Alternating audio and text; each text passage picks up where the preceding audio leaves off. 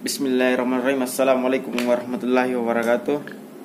Alhamdulillah, puji syukur senantiasa kita pantatkan kepada Allah Subhanahu wa taala, karena berkat limpahan rahmatnya lah berupa nikmat sehat, sehingga saya pribadi masih sempat dan masih sanggup untuk menyelesaikan apa yang menjadi tugas saya pada hari ini.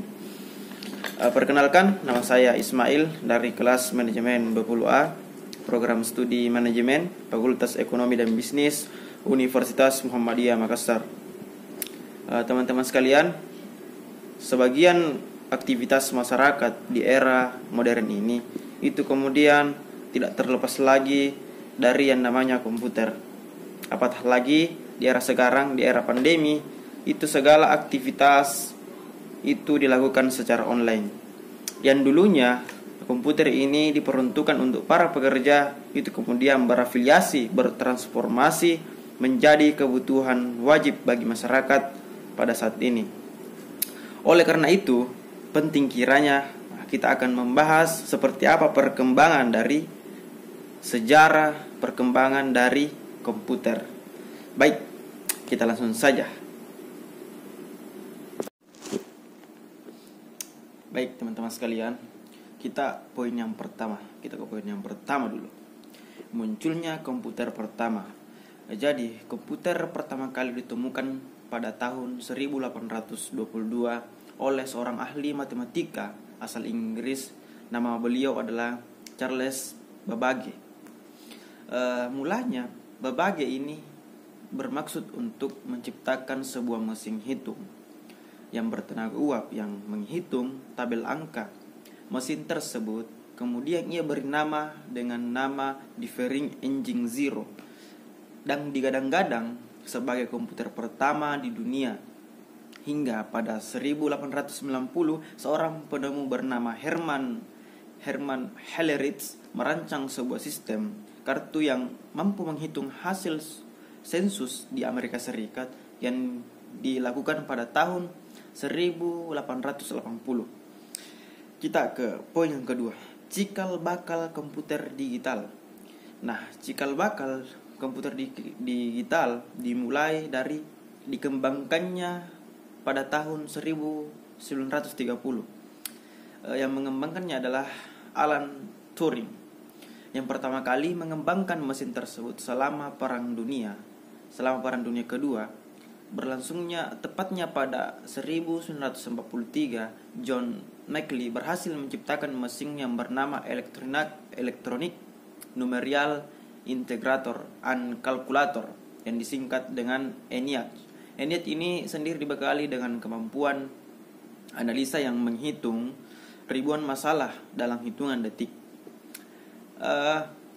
ENIAC ini memiliki berat hingga 30 ton dan membutuhkan ruang yang sangat luas. Ruang yang dibutuhkan adalah ruangan seluas 457 meter persegi untuk menampung mesin tersebut. Kemudian kita ke poin yang selanjutnya, komputer pribadi. Teman-teman sekalian, komputer pribadi itu kemudian ditemukan pada tahun 1970-an.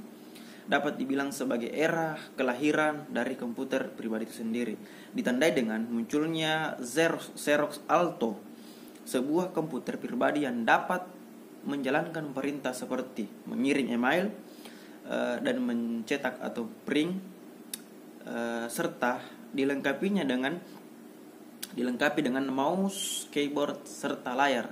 Nah, di tahun yang sama beberapa perencanaan besar turut terjadi. Jadi banyak hal-hal yang terjadi pada tahun tersebut yang bersifat pengembangan dari komputer yang menjadi pendahulu mereka, di mana sudah terjadi beberapa di antaranya seperti sudah terciptanya disket, internet, kemudian serta chip dynamic access memory atau sering disingkat sebagai DRAM.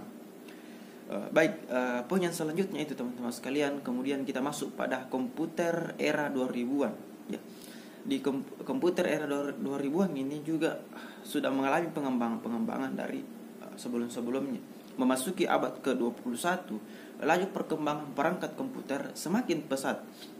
Seiring dengan perkembangan teknologi, penggunaan disket dan CD-ROM itu mulai tersisihkan, mulai tidak digunakan lagi pada zaman 2000-an.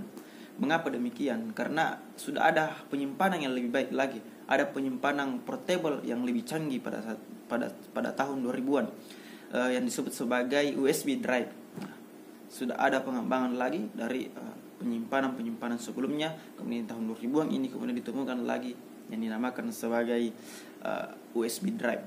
Kemudian memasuki era pada tahun 2011 ditandai sebagai lahirnya berbagai penemuan Internet of Things atau disingkat dengan IoT. Net Learning Thermostat yang dinilai yang hadir pada tahun ini kemudian dikenal sebagai IoT pertama di dunia. Nah, pada tahun ini kemudian internet sudah mulai dikembangkan oleh para perusahaan pada saat itu, yakni ada Apple. Nah, perusahaan Apple inilah yang kemudian yang paling masif yang mengembangkan internet itu sendiri. Sudah banyak pengembangan diciptakan yang kemudian dimunculkan dari perusahaan Apple tersebut. Mungkin begitu teman-teman sekalian, sejarah singkat dari sejarah komputer yang bisa saya sampaikan pada malam hari ini. Mungkin ada wawasan yang bisa kita dapatkan, mungkin ada sedikit nilai yang bisa kita tarik dari apa yang kemudian saya sampaikan, bahwasanya komputer itu tidak semerta-merta langsung sempurna seperti saat ini, seperti yang kita rasakan pada saat ini.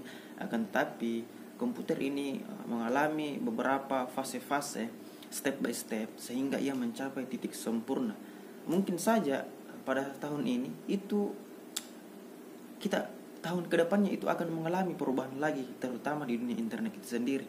Mungkin ya komputer di tahun depan sudah lebih canggih lagi, ya, mengingat bagaimana kemudian perkembangan komputer pada zaman dahulu itu mengalami step by step, hingga pada saat ini sudah mengalami beberapa perubahan yang cukup canggih teman-teman sekalian. Jadi ada yang bisa kita tarik di sini, bahwasanya segala sesuatu itu tidak semerta-merta kita langsung menemukan hasil yang maksimal. Butuh beberapa proses sehingga kita bisa menemukan hasil yang sempurna sesuai dengan zamannya teman-teman sekalian. Mungkin seperti itu. Saya atas nama Ismail mundurkan diri. Semoga bisa dipahami. Akhir kata dari saya, billahi fisabilillah haq, fastabiqul khairat. Wassalamualaikum warahmatullahi wabarakatuh.